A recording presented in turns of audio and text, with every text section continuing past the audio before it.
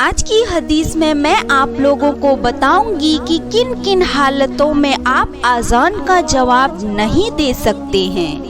8 حالتوں میں اذان کا جواب نہ دینا چاہیے۔ نمبر 1 نماز کی حالت میں، نمبر 2 خطبہ سننے کی حالت میں چاہے وہ کوئی خطبہ ہو، نمبر 3 حیض کی حالت میں، نمبر 4 نفاس کی حالت میں، نمبر 5 علم دین پڑھاتے ہوئے، نمبر 6 جمع کرتے ہوئے، نمبر 7 پیشاب پاخانہ کرتے ہوئے، نمبر 8 کھانا کھاتے ہوئے۔